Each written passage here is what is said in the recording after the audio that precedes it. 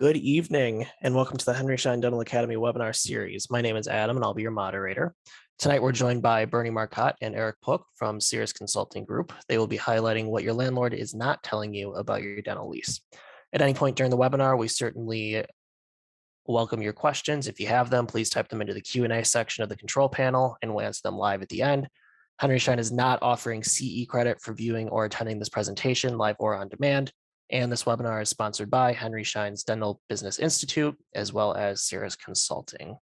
So with that, I feel like I see you guys every month now. Adam, it is a pleasure. What an amazing roller coaster it's been over the past 18 plus months. Thank you. Thank you again for all the support. We have, I think, successfully now, we've got to be in the 10,000s now of doctors who have registered and really help to take a new appreciation for the aspect of the lease as the second major hit to overhead, right, after your salary expenses. So really appreciate all the continued support, Adam, and webinar number 4 for you today. So we appreciate you going through and supporting us through here today. Lots of great registrants and attendees today. We should have a pretty full house. As Adam mentioned, feel free to keep things interesting. We're going to keep things, customize some content based on the attendees. As Adam mentioned, the Q&A is open. We'll try to cover those as we go. If not, we'll keep some time open towards the end. Last time, a couple of times with Adam, we've kept a couple of late, an extra half hour or so as the questions kept rolling in. But certainly really appreciate everybody's time. Today is actually the request of many of our clients, which is just to get a better appreciation and an understanding with the tips and tricks of the landlord-tenant relationship. And we've got a perfect guest for that to really help share a little bit from the landlord side, and who better than someone that's been in the landlord's shoes. So Bernie Marcotte, which I'll introduce shortly, is the Senior Vice President and General Manager here at Cirrus Consulting Group. My name is Eric Pook, as the President here. Looking forward to really digging in into multiple facets of the dental office lease and the impact to your practice. All right, now that we've got a good amount of people that have logged in, we'll pull up a poll again to customize this today, just to give us a little background in terms of your specific situation. We've got a couple of individual questions here, specifically based on your scenario. So from that perspective, what best describes your current situation as one, as you're looking to plan to open or relocate? Are you looking at COVID as a great opportunity to grow, to acquire the practice, right? Are you planning to transition or potentially sell your practice in the near future? Or many of you are saying, you know what, I'm just going to dig in, right? I'm going to ride out the balance of my career where I am to see what we can do to help and stay put. For number 2, from that perspective, the purpose, right? So we can help to share some of the best practices here. Looks like many have done it for a general knowledge perspective. If there's specific guidance about how to approach your next lease negotiation, right? What should I do? When should I do it? How should I do it? Are some of the questions that we'll dig into today. How do I approach my landlord? Let's say if you have 2 different locations. What about if one is a mom and pop and one is a national real estate income trust? How should you approach those differently?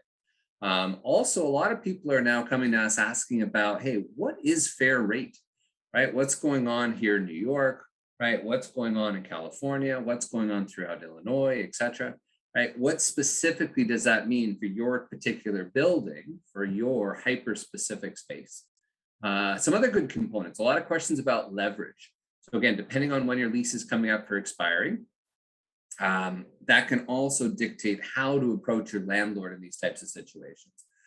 For those of you, looks like about 7% are in a month-to-month basis. I would strongly encourage to be very cautious, right? If you're thinking of transitioning, term is key. And also you want to be very aware of some of the clauses in that lease, especially if you're in a month-to-month basis.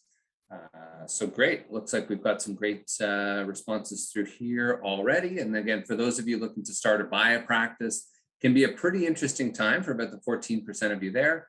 And for those of you that own as well, is a great key component. So again, from that, we'll touch on it afterwards. But again, as a courtesy for those who have joined tonight, you've got the option to waive our $1,900 fee for lease analysis, which is that last question, number 5, for those that have specific issues or concerns. All right, let's jump in, shall we? Okay, so moving forward, the purpose, process, and payoff for tonight. Number 1 is, right, what are the motivations of different landlords? How do we help to look inside the eyes and minds of the landlord? What incentivizes them, right? What are some of their pain points? What is their end goal? And how do we use that to our advantage, right? Are some of the key things that Bernie's going to be touching on tonight. How are the strategies to approach those differently, right? What are the techniques that we've done, and how do we approach things a little differently on the emotional side versus the pure business P&L side, right? And then most importantly, how do we take the ball back? How do we take the leverage ball back with some key proven strategies? And more importantly, how are the landlords taught, right? How to keep the ball, right? And find ways to increase their profitability without incurring another penny of expense, unfortunately, off of your backs, out of your wallet. We'll also go through a recent case study of a lease I reviewed this week it will just shock you. All right. For those of you that have not joined us before, I'm one of the lecturers at Henry Schein's Dental Business Institute, and now Dental Business Institute on Demand. Cirrus Consulting Group is pretty unique. We are the only healthcare specialized tenant representation firm of our kind in North America. We're unique. We're founded by dentists for dentists to help ensure that dentists were properly protected throughout the lease negotiations. Let that be a new start, acquisition, right, renewal, transition, right, or even if it's a owner occupied, if you own your own space. 27 years down the business, 12,000 successful leases negotiated. And we've got a unique team in-house, from our real estate experience, right, to attorneys, right, to some of our lease negotiators have been with us for 18 years. So incredible amount of experience and expertise, including Bernie. Bernie is our SVP and general manager, has some great experience, both on the development side, which he'll touch on, as well as on the brokerage side, right? Helping to advise landlords on how to potentially and how to save themselves from each and every component throughout the process. So it is our privilege today to have Bernie join us. We thank you, Bernie. And as I pass it to Bernie, types of landlord. So one quick poll that you've seen them just popped up here. Do you know the type of landlord that you are leasing from? Yes, no, yes, no, yes, no. Looks like we're about 75-25 so far. Beautiful, coming up. So looks like, again, right, maybe we know who the building manager is. Maybe we know who the brokerage is.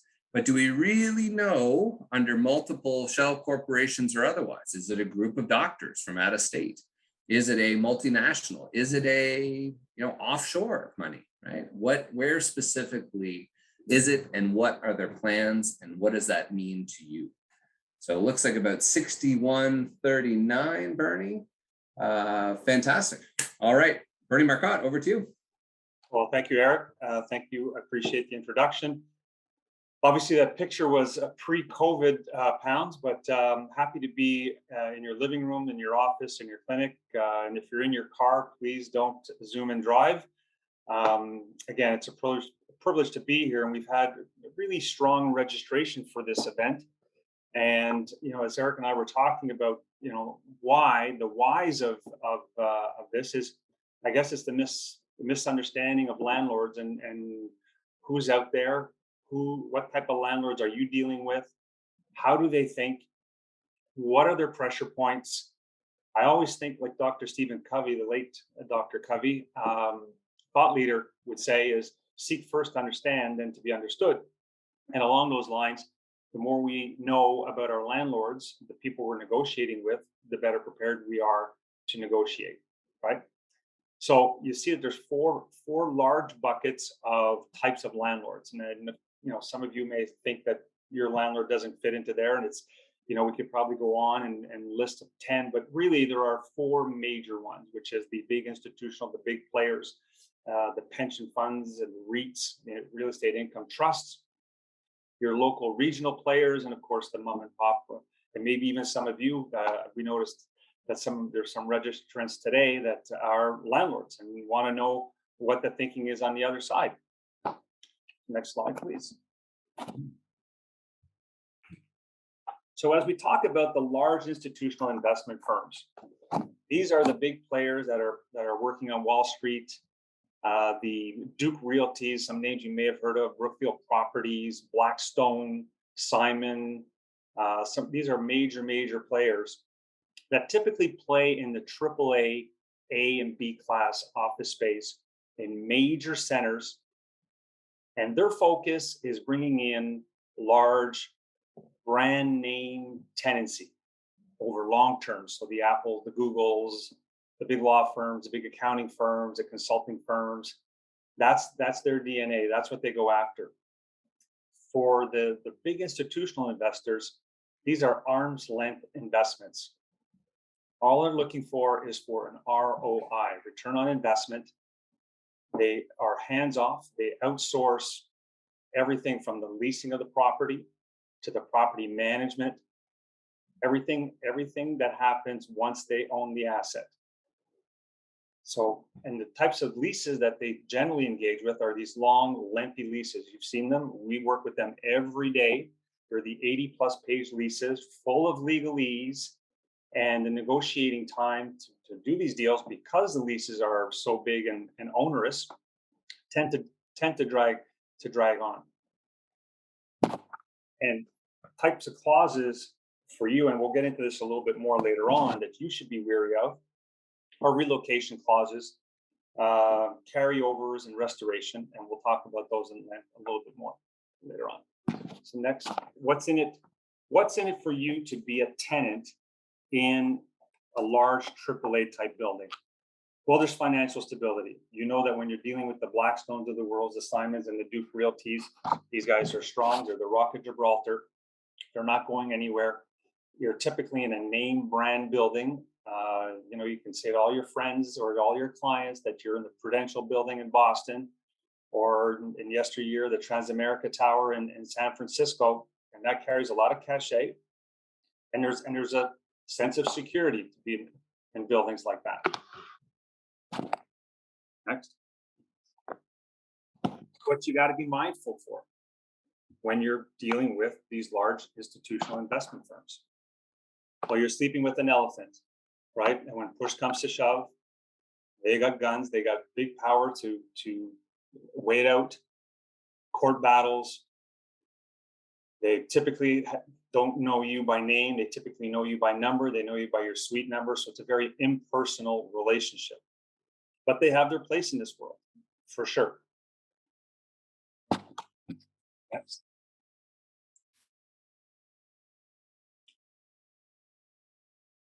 So you have your national, regional players. These are people who play typically in the secondary markets, again, dealing with nice quality product in the A, B class buildings, some nicer retail complexes. They look for quality. They look for areas that are being gentrified. They are also a little bit more hands-on, right? They typically have management teams that are, running the asset. And they're smart, sophisticated players. They tend to be smart and sophisticated in their approach to the management of the building, to the lease negotiation process. They have a little bit more flexibility than your bigger groups, your institutional investors. But again, with these groups, negotiation times tend to drag on and tend to be long. With them as well, some of the pitfalls and some of the blind sides are the relocation, the demolition, and approval processes, right? Because the people that you're dealing with on a day-to-day basis typically are not the ones that can make the approval. It goes up to the C-suite. Again, people who don't know you, but they're the ones making the decision. So decisions tend to drag on with those. What's in it for you? Well, I got stable ownership, you got sophisticated management, and they typically are in an asset class that they feel comfortable with. So if they're in retail, they understand retail from the beginning to the end. They know that world, and they tend to, because of that, have developed best practices. And what are the pitfalls? What are the things to be mindful of? Mergers and acquisitions is the big one in my mind. You think you're signing a 5, 10, 15-year lease with one particular landlord, but because of the mergers and acquisitions and the world getting bigger or getting smaller, you never know who you're going to end up with as a landlord. And then we look at the small family offices, solo investor, typically investing in small single purpose buildings, very locally focused. They tend to be less risk takers, looking at appreciation of capital, looking to refinance buildings, leveraging the equity that's being built up and the value creation in the building to refinance. These people tend to be involved in the day-to-day operation of their building. They tend to look for all of the hidden fees of property management, construction of your space, all the property issues that they tend to do in-house.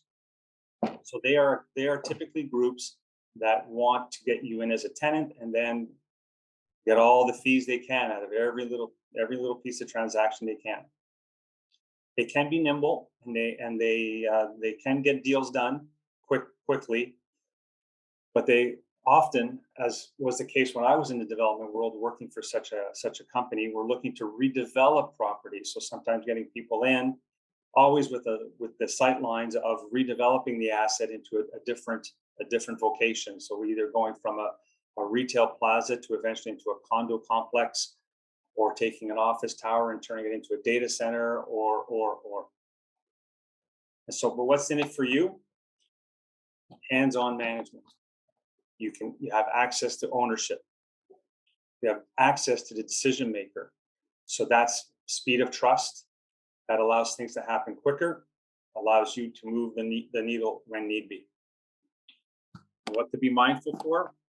Well, just like it was when I was in the development world and the landlord world, is the redevelopment of assets. Is what's going to happen to this building. And one of the good things to do is to look around you. And if something doesn't seem right, if you're the short building that is surrounded by 6- and 7-story buildings, rest assured that that's on the radar. And either someone's going to come in and make them an offer they can't refuse on your building, and they're going to invoke the relocation or demolition clause, give you 45 days to get out of your space, and then a bag full of troubles. And Eric's going to touch upon that a little bit later on. The mom and pop shops, one of our favorites. Great people to deal with. The American dream, the entrepreneurial spirit. Again, very locally focused, single-use projects. They're looking for cash flow. I stress, heavily involved in all aspects of the business. They're the ones that come in and change the light bulb. They're the ones that come in and collect the rent checks. They tend to be very flexible in negotiating deals. They want to get the deal done. The last thing that a mom and pop shop wants is vacancy. They love your tenancy, and your tenancy means more to them because you're in a 20,000 square foot plaza than it does in a 450,000 square foot building, right? You mean more to them than you do to the big landlord. Love dealing with these people.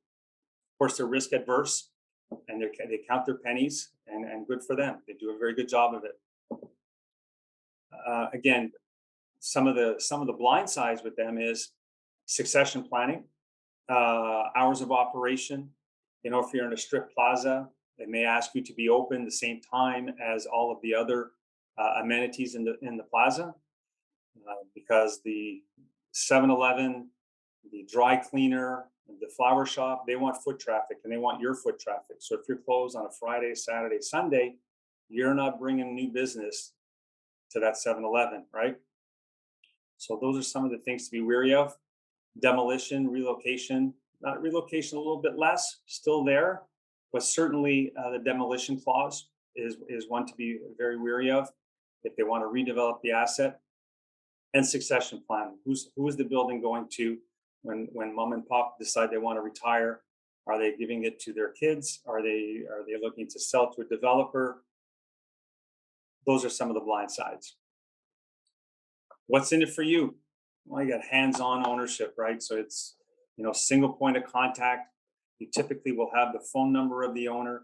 If there's a problem on a Saturday, you can call the owner. You're going to have access to them, and they're going to be responsive because this is their bread and butter. This is their retirement. This is their baby. This is their beauty. And what to be mindful of, is, as I mentioned before, is succession planning. There was a great story of a dentist in Charlotte that we were working with, and the nice retail plaza. And the doctor and I were talking, and I reminded him that he was in default of his lease. And he said, "Well, what do you mean?" I said, you're supposed to be open during retail hours of operation. And I said, and going on your website, I said, it shows that you're closed on Fridays and Saturdays and Sundays, and those are typical retail hours. He said, Bernie, don't worry about it. He goes, I golf with the owner every Saturday.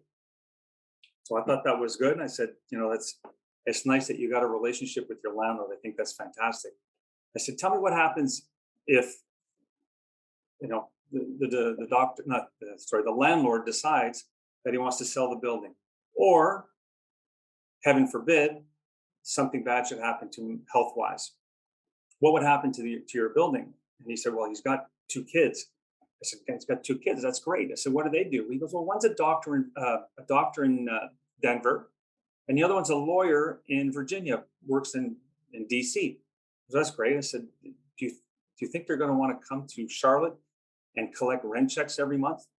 Oh, no, they're not going to want to do that. They have their careers. I said, well, what do you think is going to happen to your building? And he said, well, I don't know. I said, well, here's what I think is going to happen from my 25 plus years experience, is the succession is going to sell the plaza. And they're typically going to sell it to a developer. And judging by the buildings that are around your plaza, they're going to sell to a developer who wants to densify the site. And what they're going to try to do is to get you and all the other tenants out of the site. And how are they going to do that? They're going to read your lease, and they're going to notice that you're in default. And they're going to give you 45 to 60 days to get out of your location. And we were on a Zoom call, and his eyes just lit up and realized how much he was at risk. So that is one of the blind sides of dealing with the mom and pop shop. And even though you're good friends with the landlord, and it's somebody that you golf with, or you play tennis with, or you know them from your church or social club, this is a blind side for sure.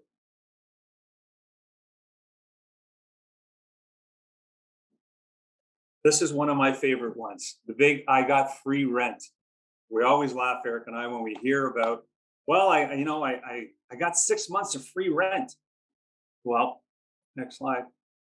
Just to give you, I don't want to go through and give you a CPA example of what this all means, but at a very high level, if you look at a 10-year lease, and if you think that the going rate in your area is $30 a square foot, that's over the term, and this doesn't take into account cost of money and inflation and all that good stuff, but just on straight numbers, it's about $600,000 worth of rent that you've paid over the term.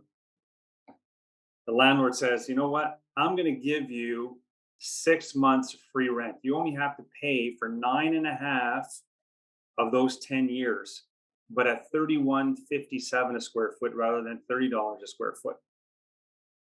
And it gives you roughly the same rent, right? And these are real live examples that I've negotiated when I was at Cushman and Wakefield.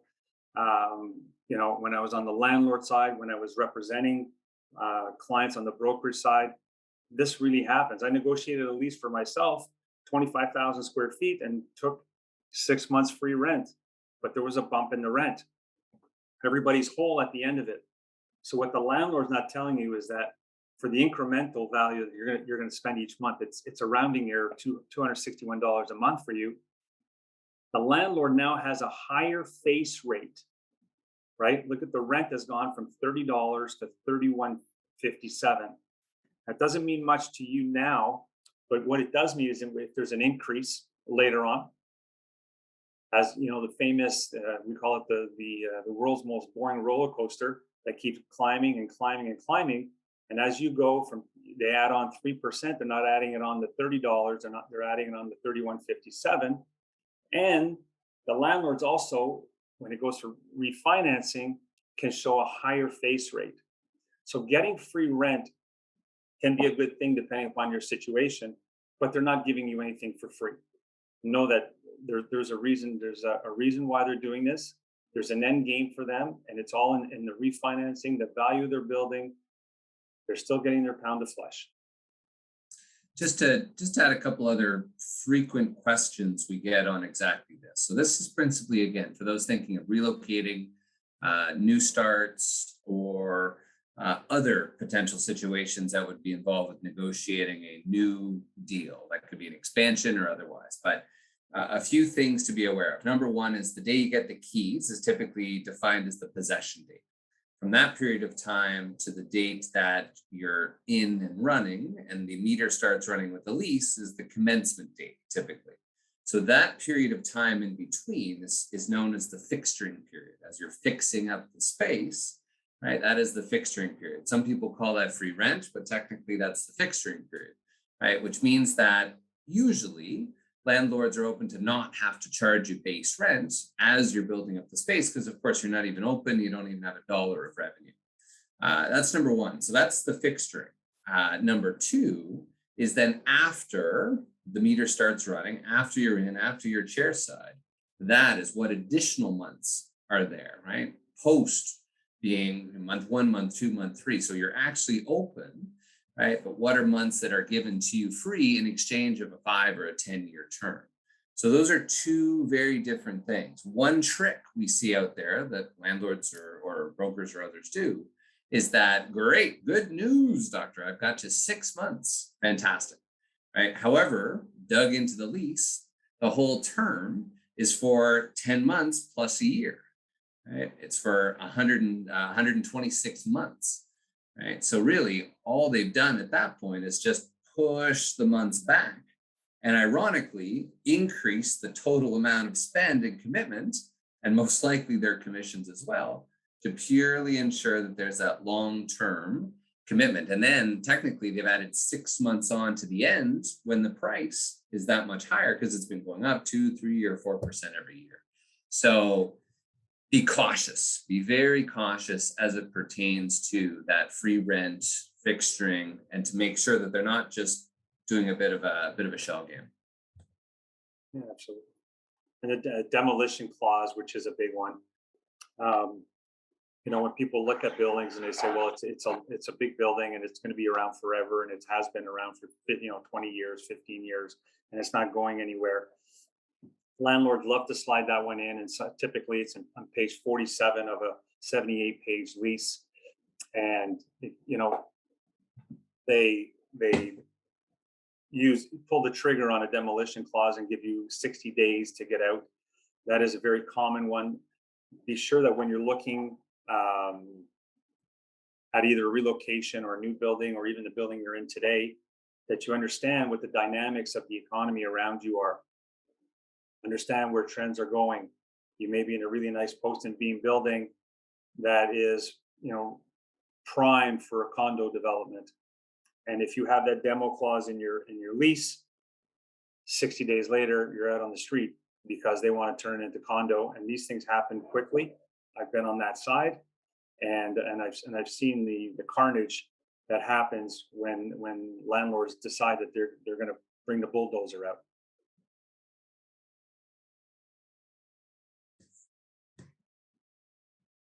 So back to my landlord as my good friend, and how many leases have we seen where tenants don't even have a lease? They're with their best friend, who is their landlord, who is their buddy, and is their good friend, is maybe even their neighbor or a family member.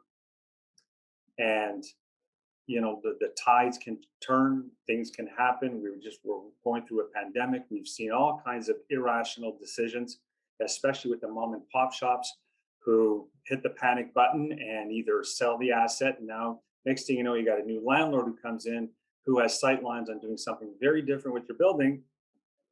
You don't have a lease, you don't have a home. So the relationships are great with your landlord. I think we would encourage that you have good relationships with your landlords, but good fences make good neighbors.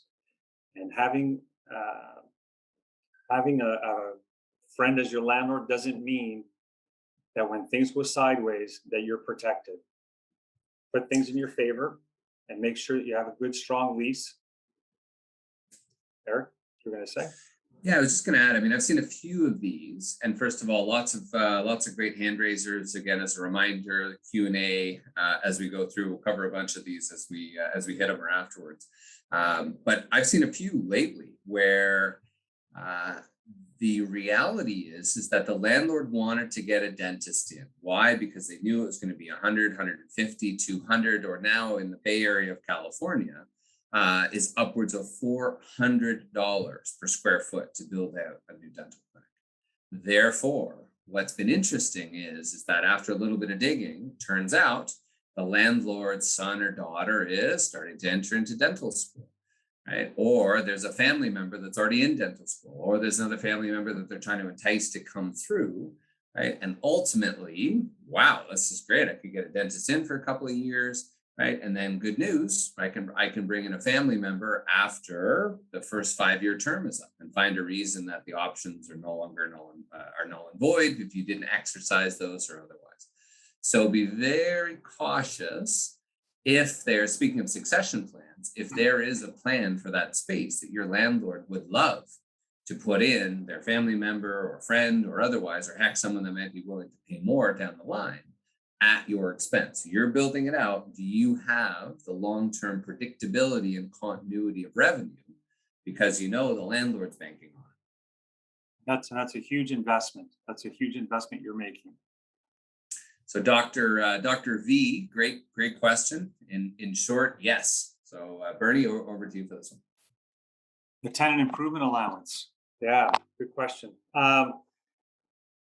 Yeah, especially with the bigger landlords, the inducement dollars are plentiful.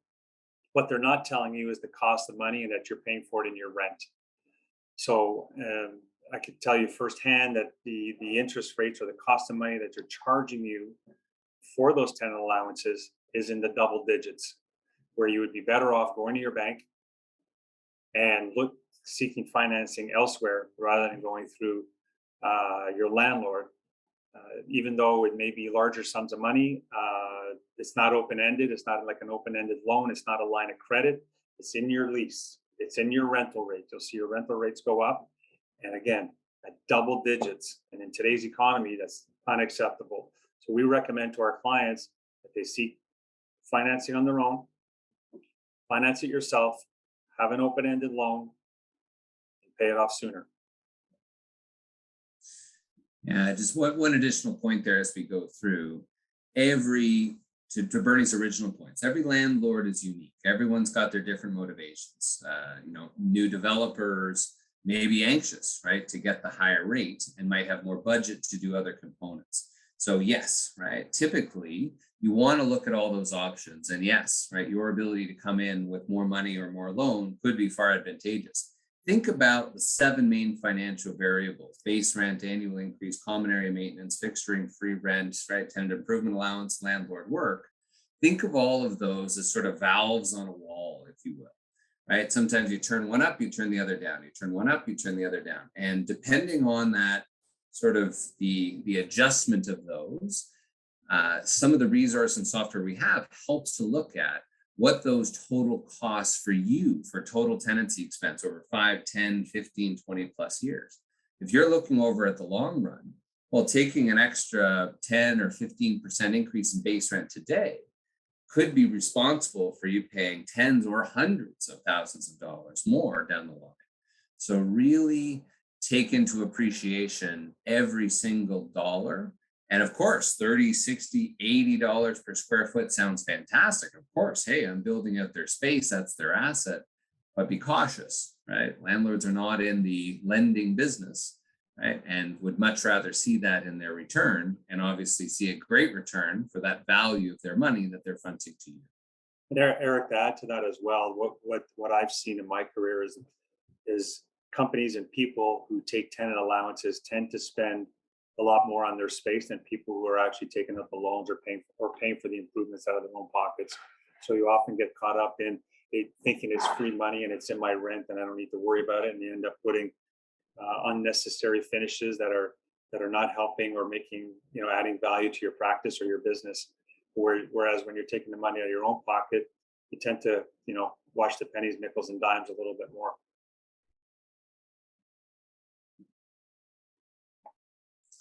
Relocations, Bernie. Well, the relocation clause, the old bait and switch. We've actually seen instances where you sign the lease and the landlord already has plans to move you to a less desirable location in the building. So the clause sounds something like, we reserve the right to relocate you at our expense within the building for a comparable in air quotes location. I shared a story with Eric, a not-for-profit that I worked for. I did some charity work for, and big bad landlord, big institutional group, relocated them into the basement of a building, of a big high-rise building, because they were in the way of an expansion it was a brand name tenant that needed that extra couple of thousand square feet to make contiguous space. But we've actually seen it where, as you're signing the paper, the landlord's team already have plans to move you. And once the ink dries, they let you know, oh, remember that clause of relocation? Don't worry, we have another suite for you. It's not quite the same view, and you don't have that elevator exposure anymore, right? They wouldn't say that, but that's what happens. And we're going to relocate you to a different floor. No incremental cost to them, because they don't have to build up the space. They haven't built it out yet, but they've already got plans to move you even before you move in. You once thought that you're going to be on a desirable floor with elevator exposure. Next thing you know, you're shoved in the corner somewhere on a different floor next to a tenant that you don't want to be beside, and on and on and on. And this is real live stuff that we've seen, and I've seen them many, many times in my world. Yeah, so let's jump into really here part 2, and we'll get to some Q&A shortly. Let's get into some case study examples. So this is typically one of the most requested sections of these webinars.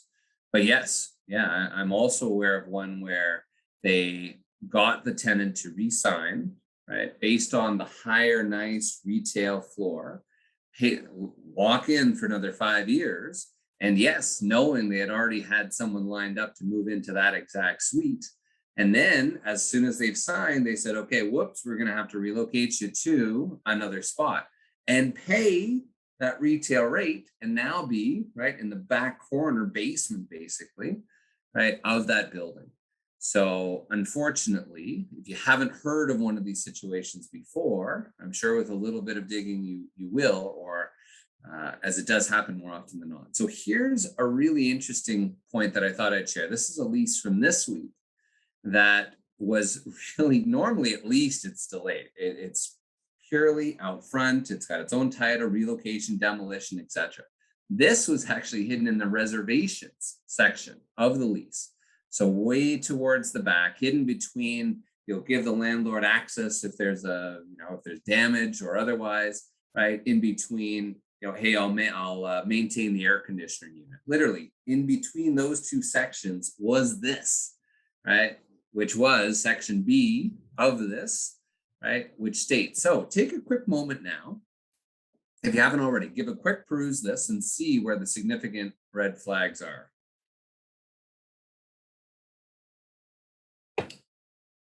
Shouldn't take too long. This one is in probably the closest to plain English as any of them. Well, I'm sure you noticed right in the very first sentence, the leaseor also reserves the right to move the leasee to other space of comparable size in the building or project, right? So they have that for any reason, right? They wake up one morning and say, you know what? I'd rather you in 201 instead of 101, right? That's where we're at. Then number two, the leaseor, oh good, must provide at least 45 days prior written notice of such move. Wow, at least you've got lots of time. Okay, so what does that mean? What would you do? So ask yourself now, if you drove up to your practice tomorrow morning, right, there was a little brown envelope on your door that says, right, we're exercising our option to relocate, right, your practice, and as of 45 days, you're out. Well, now you say, well, hey, hang on a second. What does that even look like? What does that mean for me? Right. So they give you 45 days, and the new space must contain improvements of, quote, comparable quality. Right. So what does that really mean? As you know, right, being a dentist, dental specific electrics, plumbing, etc., build outs, tenant improvement allowances, etc., the whole kit and caboodle of leasehold improvements, right, have very specifics. And really, is the landlord going to build that out to the exact same quality, or is it comparable? It looks pretty similar, right? Oh, you know what? The same plumber that's been doing our building for years is going to do your dental plumbing, no problem, right? Of course, as you've learned firsthand, to go outside of the dental specialty, right, does not typically work out to your favor. That's number one. Number two, right, is leaseor shall pay reasonable out-of-pocket costs. Okay, good, right? At least the landlord's going to cover all the costs, right? Because they're going to have a huge amount of expenses to move a dental practice within 45 days, right? So yes, they'll cover all the out-of-pocket costs that the leasee incurs with regard to such relocation, including the expenses of moving. Well, that's not a huge amount. And necessary stationary revisions. Oh, good. So they'll update your business cards. However, in no event, shall the leaseor be required to pay. Move that to the next one, right? In no event, however, shall leaseor, the landlord, be required to pay an amount in excess of 2 months of base rent. I can hear and look at the hand raisers and the laughs in the background as we speak. So think about that, right? To relocate a practice, $150,000, $250,000 of cost just to build out something from scratch, right? Yet the landlord will cover 100% of that cost up to 2 months in rent, 10 grand. Great. So you're on the hook for the extra $240,000.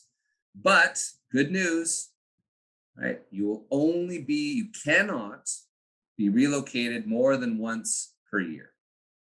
So you've got at least another 12 months of security before they run this through again. Right? I'm being a little tongue in cheek here, but to really illustrate a point that this is here, and the doctor had zero clue that it was there. And quite frankly, unless I was using the software to search through key comparable, words and otherwise, right, it would be difficult to spot, right? Unless you're really going through with a fine-tooth comb. So again, hidden in a tiny little section in Article 40, subsection B, under reservations, was this clause. So of course, from that perspective, right, doctors, what's the cost of this? You have to relocate with 45 days notice. You know what? It's not even that. You got the build out cost, 150, 200, 250 bucks per square foot. But then you've got the downtime. Well, that's a problem. Is it 3 months? Is it 6 months? Right? To relocate a dental practice in major urban centers can be upwards of 18 months, right? Let alone is there some sort of a shortage supply. Let's say your dental equipment is suddenly behind because of the semiconductor chip shortage now. But you know what the biggest concern is? It's then become not even the lack of production. Hey, we've got through that with COVID. It's the patient attrition.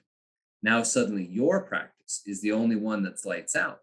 And now it could be 3, 6, 12 months before you're full up and running. And unless you've got a colleague close by that you can borrow a chair from, right, you could be experiencing 2, 5, or upwards of 8% of patient attrition that go down the hall or go down the street and never come back, right? Let alone the difficulty in selling the practice, right? For any of you contemplating purchasing a practice, right, be wary of these clauses. Some practice brokerages look at the lease, and if there is a relocation or demolition clause, they'll assess a $250 per square foot charge right? If it goes in at the end of the first term, so if it's, let's say, in 4 years from now, they'll factor in to the buyer an extra $250 per square foot, right? And they'll decrease the value of that practice, right? Let alone, as Bernie said, right? Less marketable location, could be the basement, less visibility, back corner, etc. So that beautiful end cap, lots of natural light, strip mall plaza you've got, now suddenly you've lost so much value behind that.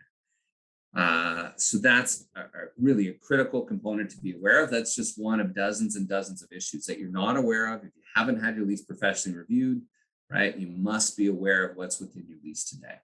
All right, what's another piece that the landlords don't want you to know? Well, this is right from what landlords learn. Right, this is how you think you're going to these webinars. What do you think landlords are going to? Right, so these are the type of things that what a great way to be a landlord. Right. And if there's any landlords, right, let's see, Bernie, let's see if we can go through the list here. And if you're a landlord, raise your hand. Let's see if we can cut them off the Zoom. Adam, can we clear them out? There are a couple. There are a couple for sure. So again, what an interesting component here, right? So the best thing for you as the tenant to start the process as early as possible.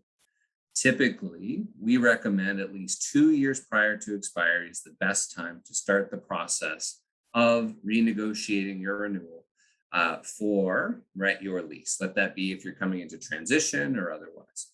Right? Unfortunately, what can happen is the landlord delays installs. It's too new. Come back in a year. Right? Suddenly, it's 12 months out. Right? Hey, yeah, I'd really like to get this thing going. I'm pretty nervous now. We're 12 months out. You know what? Let's leave it with me. Suddenly now 9 months pass, and whoops, what happened at 9 months? That was your option to renew deadline. Right, which are the two things that you should be adding into your phone tonight. Number one is, when does your lease expire? The number two date to enter into your calendar in your phone is, when is your option to renew deadline? Typically, you have to give written notice to the landlord 6, 9 or 12 months in advance prior to your lease expiry, or else those 2 or 3, 5-year options, become null and void. So now, of course, at this point, now you're really nervous. You've missed that, your options. You have no right to stay in the space since the end of the term. Your options now are gone. And now you're in a terrible or a less advantageous negotiation position, right? So therefore, the landlord can just wait. And the longer they wait, the higher leverage, the higher the rent, and the more control they have through the process. So they've just found a way to increase their profitability without a penny of additional cost. So what's the strategies to win? Number one, get all the information. Right? If you don't have a digital copy of your lease that's countersigned by both yourself and the landlord, get one ASAP. Quick email to your landlord just to say, hey, for my records, can you please send me a digital copy of my original lease, as well as any amendments, over the term? And they should be able to send it back to you fast, within a few hours typically. So get all the information first. For those of you that have bought a practice and simply assigned the lease, there could be an original governing lease from the 80s that's just ever since been renewed. I had a call with a doctor in California 4 or 5 years ago who didn't even have a copy of it, didn't even know that it existed. He thought that the assignment was the lease, right? So from that perspective, was devastated to know about personal guarantees, that the landlord had a right to a percentage of the practice sale proceeds, right? And if he was to ever leave, he was required to return it to pre-dental condition if he was to leave or relocate, right? Just devastating. So number two is figure out your practice and career goals now. Now is the time. Number three is to review the office lease for any risks. Have it professionally reviewed to at least, if nothing else, just know, right? What are the red flags, right? What specific concerns do I have, right? Am I able to sell? How much control does the landlord have? Do they have any termination rights? Can they demolish, right? Can they relocate me? Right? Just at least know. And number four is get the facts, right? What we have access to now is proprietary licensed real estate data, both in-house and licensed data, to show us rental rates, vacancies, trend patterns, some demographics, right? Get all the data first to know if you're paying fair rent or not, right? And then, right, figure out the carefully choreographed game of chess. That's one of the main components we do, is to help really figure out what's the end game, what's your exit strategy. I know you're just opening. I'm sure the last thing you're thinking about now as an associate starting their first business is to, right, what that looks like. But that lease you signed today is typically going to be the same lease that'll take you through eventually assigning and transferring out the lease and selling the practice. So it's critically important that that's done. So to summarize, 1 through 5, right? And unfortunately, what do some doctors do is they look at this and say, okay, wow, geez, my lease is coming due. You know what? I better call my landlord, right? And hey, Mr. Landlord, right? I'd love to renegotiate my lease. And what do you want to charge me? Right? They'll skip sections 1 through 5 and go directly to 6. Hey, what do you think rent is now, Mr. Landlord? You tell me what you want to charge me, right? Without having the facts, without having the data, how do you know it's fair? Oh, I'm thinking now, $35 per square foot. Oh, well, I don't know. I guess that's okay. I guess I'm, $34 per square foot now. I guess that seems okay. Yet, maybe even the vacant tenancy in the building is going for 28, right? For a new tenant. So be cautious, get the facts, right? Understand, right? Get it reviewed and help to make sure that you've got all of the ammunition necessary to equip yourself for success, right? Then dig into the, right, even right from the proposal, right? What are the business clauses? What are the financial clauses? And how do we help to make sure that we do every step of the way, right? And make sure that as you sign, make sure that you've got a countersigned copy as well. All right, so I see tons of questions come through. As a reminder, we'll keep these lines open as we go through. Right. But for those of you that are following along, for those of you that are now skimming through your digital copy of your leases and you aren't sure, right, as an appreciation of everyone's time, over the next 30 days, we will be, waiving the fee for the complimentary lease review to do not only the critical dates and risks, but also looking at fair rents. So we'll analyze the lease for red flags and traps.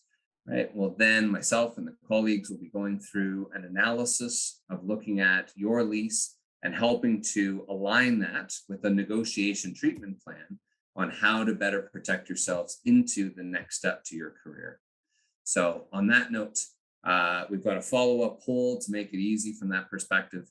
I'm hopeful today now that we've really helped to share a little bit about who we're negotiating with, right, as the landlords, what the incentives are for those different types of landlords, and also those 5 core components that the landlord would much prefer that you don't know. So on that note, a couple of closing polls here. Again, are you with a lease today? Looks like about 86% are.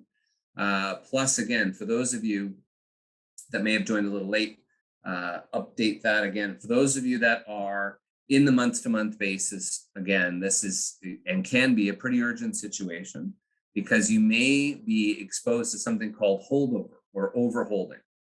So for roughly the 4% that are in a month-to-month lease situation, be cautious. Look for a section called holdover. If you become a month-to-month tenant, the landlord may have the right to increase the base rent by 150 or 200% of whatever it was the last month that you were in that in term, right? At the last day of your term, they can increase it by 150 or 200% depending on the holdover section of your lease.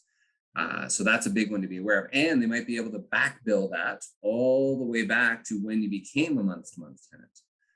So for the 3-4%, they are very key.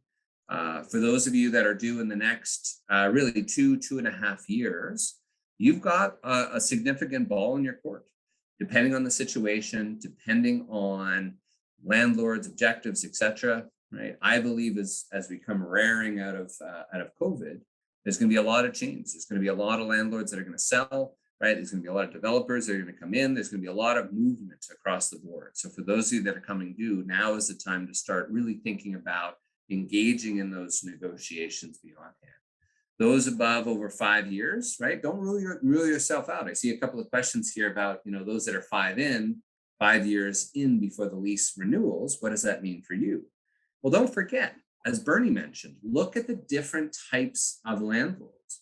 Right? If you're looking to expand, if you're looking to make, a $10, $100, $200,000 investment or improvement, $60,000 into your space, be cautious, right? Don't just make all the investments 3 years prior to your lease expiry. What's your landlord going to do when you come up for renewal? Well, hey, you just spent $100,000. I had to approve your alterations to the space. You equipped 2 more operatories. You're not going anywhere, right? So be cautious before making a renovation, expansion, relocation, even a renewal, right? Don't underestimate the amount of leverage you have. So perfect, right? For those of you that don't have a lease today and are contemplating it, or for those of you that own your own building, right? Still very important today to make sure that the lease, right, is structured properly, even between yourself as the tenant, as the tenant with your corporation, and also the corporation that is your building, right? Your real estate corp.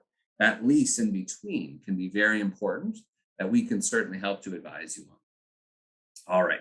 Looks like lots of urgency through there, and great to see. Looks like well over half have requested some assistance. So from that perspective, let's go to some Q&A. I saw some great ones come through for Bernie as we go as we jump in. Again, as a reminder for those, I do see some hand raisers. Q&A is the best section to cover through some of these. And let's jump in. So one of the first questions we had, Bernie, was, and this is a good one, right? So triple net, types of leases. So when evaluating rent, not all rents are equal. What is triple net, Bernie? Triple net is when you pay strictly the base rent and all of the other costs associated with you being a tenant are your responsibility. That's tax, utilities, maintenance. So in some cases that could be a very advantageous lease. It's not a one size fits all on a triple net. I've done triple net leases in industrial, office, and healthcare professional deals where it's worked out for the tenant. But you could be looking at some situations where you have co-tenancies, and if you're on a triple net, then there's some squabbling about who's responsible for what, who manages the property management aspect. Is it the landlord? Is it a third party? And it's the endless the roller coaster with no drop. It just keeps going up and up and up, and so it really depends on each particular situation, Eric. Got it. Great ones. That's answered live. Dr. C, we might need a little bit more information here, Dr. C. That was any strategies for negotiating a lease buyout. So lease buyout, we need a little bit more details, but maybe just for the essence of the question, Bernie, let's say someone is 5 years into a 10-year term. And if it's a buyout, maybe we'd assume that they want to walk away from that lease and they have an existing obligation. I had a call like that today, Eric. As a matter of fact, the doctor is in year 2 of a 10-year lease, wants to get out of the lease. So some of the early questions that we ask is, what is the vacancy rate of the building? Who are the tenants that are adjacent to you? What's the vacancy rate in the neighborhood? What is the rent that you're paying? Because that doctor may have gotten in during COVID, probably at the beginning of COVID, probably got a good rate, and then the rates are going to start to climb over the next couple of years. So there might be an opportunity there, but all those things come into play. It depends. I think the big factor is the vacancy rate and the face rate of your rent. If the landlord has made any sort of investment in the property for your tenancy, that's a big aspect for sure. But yeah, the options are there. I think the best part is to do that through a professional, Eric, and not do it yourself, because emotions get in the way when you're paying the rent. And so to have that intermediary between you and the landlord to negotiate that deal. Yeah, I mean, just to add again, Dr. C, if you're still looking through, feel free to post a bit of a follow-up there. But let's assume for a moment that again, you built out a dental clinic, you are looking to get out early, and now you're looking for options. So again, let's say you're deep into a lease, you've got multiple years left, and you're trying to get out. So first of all, the way the landlord would look at it, well, hang on a second, you got a monthly payment of right, $10,000 a month multiplied by the remaining months remaining on your lease, and right, that's the nut, right? That's how much is owed. So therefore, that's the starting point. So that's to be prepared for. But that's worst case. Let's start thinking glass half full for a second and looking at things differently. Right, you've now got a fully built out dental clinic, which is equipped, right? Maybe with old equipment or otherwise, maybe it's depreciated down to nothing, but it's valuable. Let's start looking at it through the eyes of an associate, right? Typically through these webinars, we get, 30, 40, 50, associates or newer type dentists looking to either do a satellite or perhaps even a starter practice, right? Something that they can get their feet wet. They can start to avoid that building up for $1 million, right? And maybe start a little smaller. Maybe they don't have access to, getting a bank loan for $1 million. Maybe for whatever reason, their situation's different and they want to get something a little smaller, right? They've got student debt, etc. So from that perspective, even let's just say hypothetically, let's say you sell, right, your clinic, your leaseholds for $1, right? You're now giving the keys to a new dentist that then has a fully built out dental clinic, right? That technically they got for nothing, right? So from you being a dental tenant, having spent that, even if you bought the clinic, having spent that money directly or indirectly, right? There is value there. So if you're contemplating a lease buyout, why would you try to pay 50, 60, 70, 80,000, $100,000 to get out of your lease early when maybe the right strategy is to reach out to your local Henry Schein rep, right? Or us or otherwise to see if we can find the ability to get someone that would love to move into that space, assign that lease to them, right? You're out. And then the new associate, wow, I got a fully built out dental clinic. I got to buy some new gear, sure. But wow, that saved me probably $150 a square foot, right? So really try to look at things a little differently, look at things from a bit of a glass half full perspective, and don't just think about, oh my God, what's my buyout, right? Because there may be, right, a buyer out there that would love to take into your, move into your clinic. There's a real live one, Eric. Exactly one of the examples that we were talking about earlier. The strip mall where my practice is located is under contract for sale now. I believe the incoming developer will turn it into condos. Is there a rule of thumb for the cost of the lease buyout? I have 12 years left on the lease. It's exactly the kinds of situations that come up. And I think knowing your lease and knowing everything that's in your lease is paramount here, and knowing what kind of leverage you have. So is there a rule of thumb? Absolutely not. But knowing what the conditions are of your lease, what the conditions are, the terms and conditions are, is going to be paramount to understanding your position in negotiating a buyout. We'd be happy to take a quick look at your lease. Per the offering of the complimentary critical dates and risk assessment, and tell you where some of the blind sides are and help you navigate those waters and hopefully find you another location. Yeah, you're right. The devil's in the details. There was one of the Schein reps came up to me in Denver, I believe, at one of the national sales meetings, and said, "You know what? You guys did a great lease with a doctor in I believe it was Cincinnati, and because of how well that lease was structured, the landlord ended up having to pay out something in the 6 or 7 figures just to get that doctor to move out." So, you're right. There is no rule of thumb, but right, really, Dr. S, the devil is in the details there.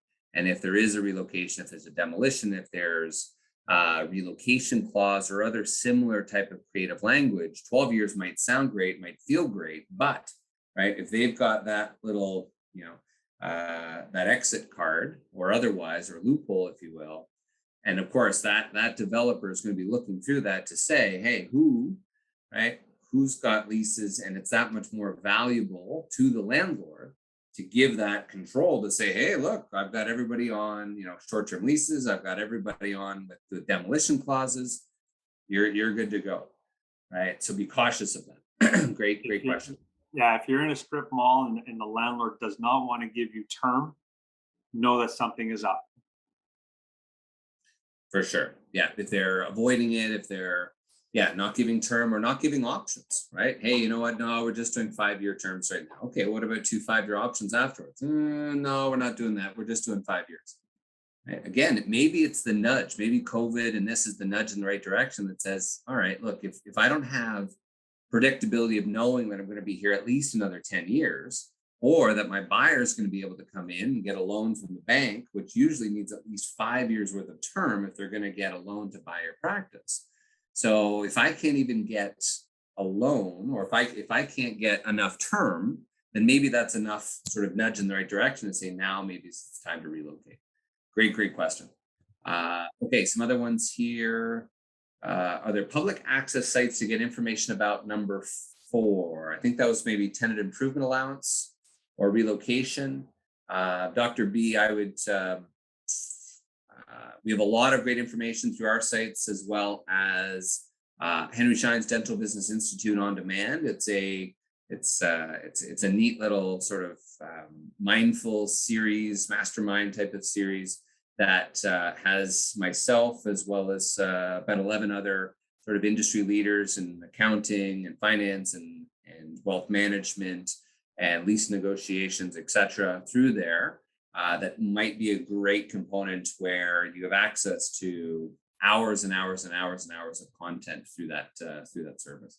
But if there's something specific, doctor, about your concern, happy to cover that. Okay. Yes, I think this was a follow-up from before. So this was Dr. C. So 5 years into a 10-year lease, fully built out office, looking to get out. Would love to find someone willing to take over for nothing or just take over the lease. We've had the office listed with sale with little interest. How do we find someone we can just give it away to or take over the lease? So yeah, great questions. First of all, we should have the conversations. I'll bet you there's a few doctors here that'll be typing up that says, hey, where are you, Dr. C? Because I'd love to take over your office and get the keys from you. So again, in some cases, just connecting the dots. Look, there's a lot of industry partners. I mean, look at your local Schein field sales representative. I mean, they're knocking on doors every day with masks on, going into clinics with yours and 30 others of yours, just like yours, in the area. Right. So getting connected with associates that are contemplating the move, leveraging the local dental network, right, can be a good opportunity. And, don't be afraid to, ask for help.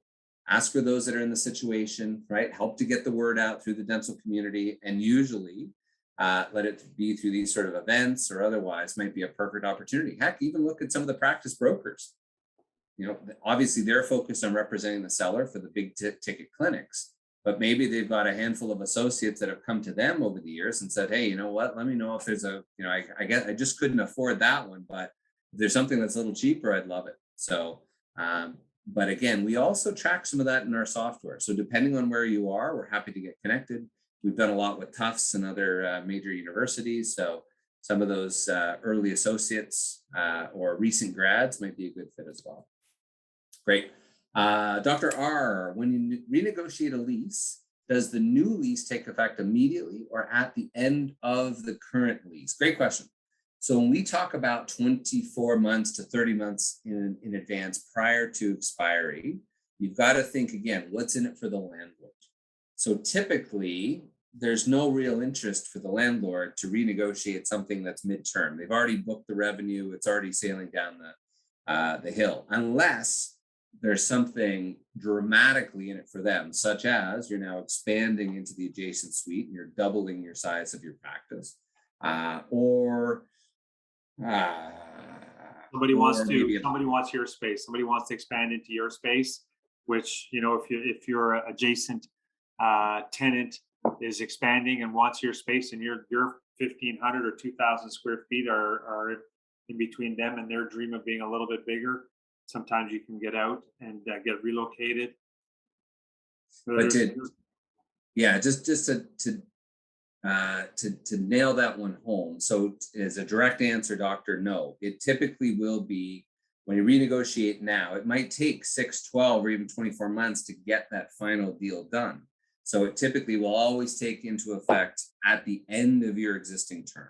So even though you might re-sign it now, right, based on all the macroeconomic factors, right, if you believe, as I do, that, you know, post-COVID, right, we're going to see demand in the economy come back and things getting really roaring back, and therefore vacancies should start to decrease, right, as more and more people are signing more leases. If you believe that now is that unique sort of Rockefeller glass half full type of approach, then yes, right, by being able to lock in that new lease now, even though it might not be from a year and a half from now, could be advantageous, right? Your crystal ball is as good as mine, but certainly that is one of the advantages of going through that process, now. Dr. Great question. I see the vast majority of, yeah, go ahead. Sorry, I was going to say, Dr. B has a really good question. Do you have a webinar for dentist landlord to develop a lease for a tenant? We do. Yeah. We have done a few of those lately. If you shoot us an email, or if you've already requested the lease review, or email us at info@doctor, we can send you the link to that one. We did that, gosh, Adam, probably 3 or 4 months ago. But yeah, we've got some great ones, because you're right.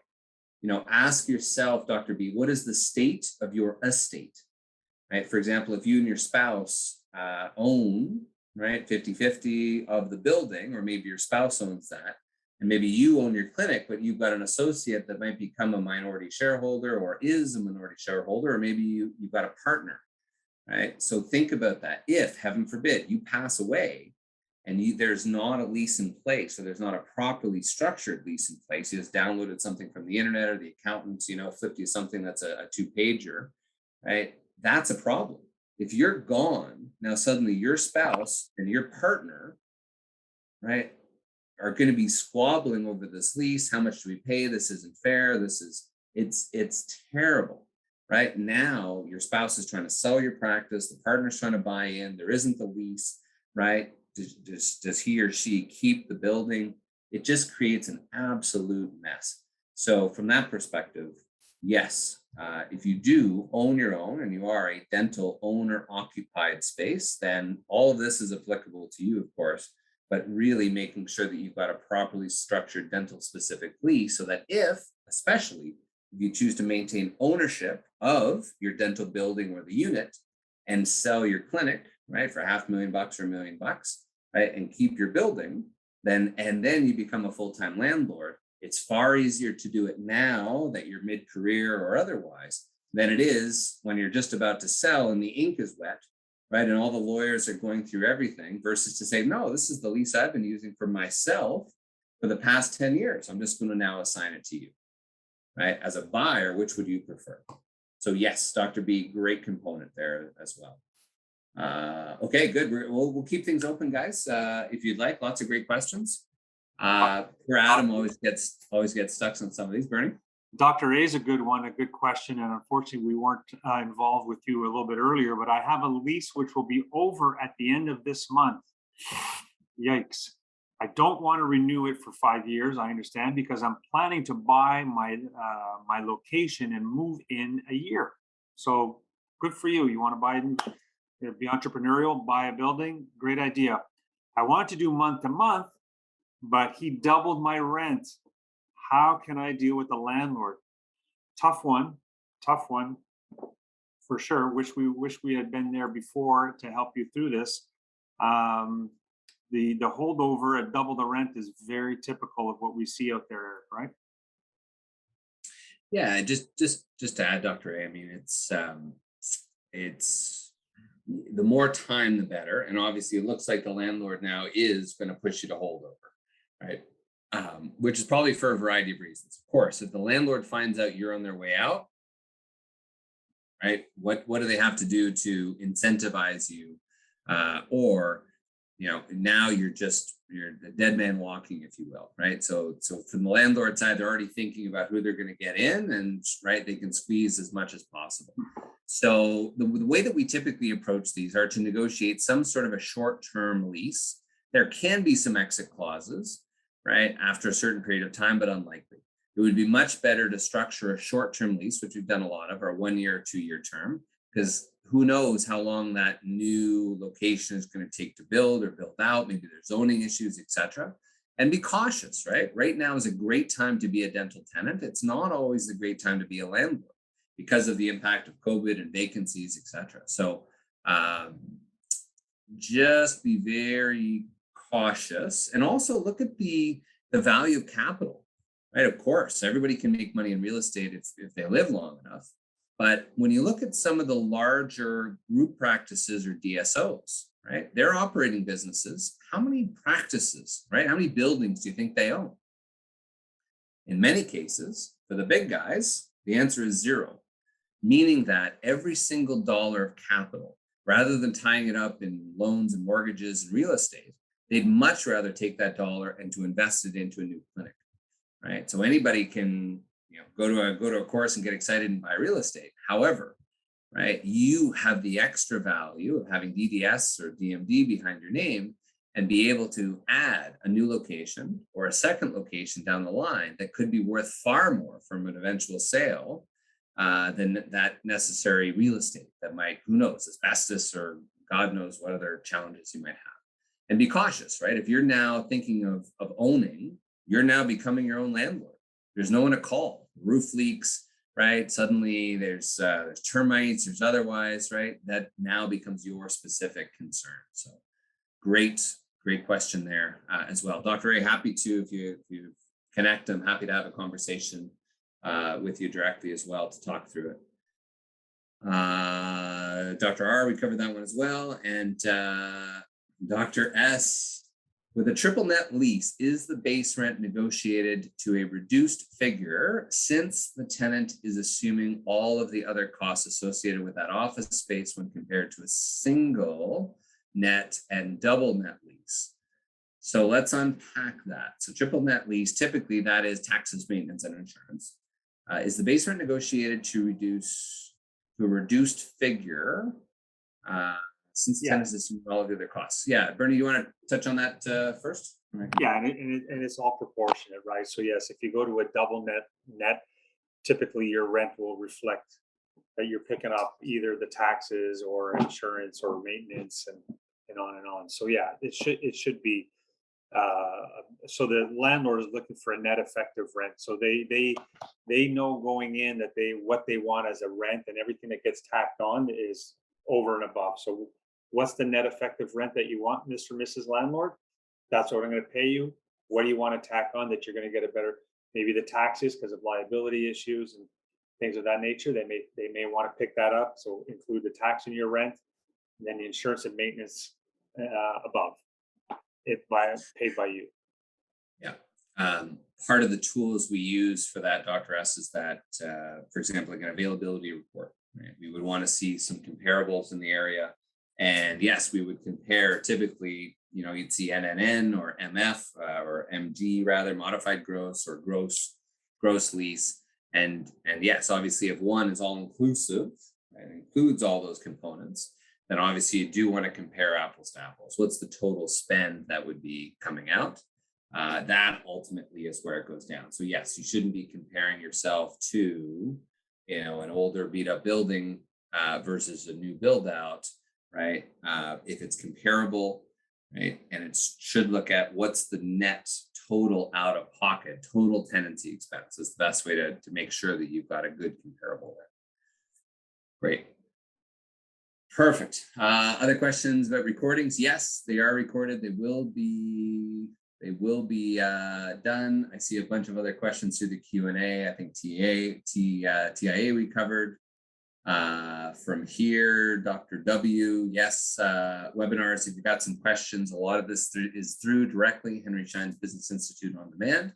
And yes, will be recorded and distributed. Perfect. Mr. Sweet, have we lost you? I'm still here. 4 webinars today, Adam. And here we are keeping you late. All good. Perfect. Well, it looks like we've just had a host of leases come through to info@Cirrus Consulting Group. So Dr. W, I see yours coming across. We certainly appreciate everyone's time. We know this is not everyone's favorite subject, but hopefully now we've got a new appreciation of yourself as a dental tenant in comparison to the landlord. Now also, hopefully you feel some more leverage, right? And you've got better ability to negotiate a proper deal for you moving forward. Perfect. Adam, anything else to add? Nope, that's it. Always a pleasure. Thanks, Adam. Thanks for everything today. That was great. Perfect. Thank you very much, everybody, for attending. Have a fantastic evening, and looking forward to speaking to you soon. Great. Thanks, everyone. Thank you.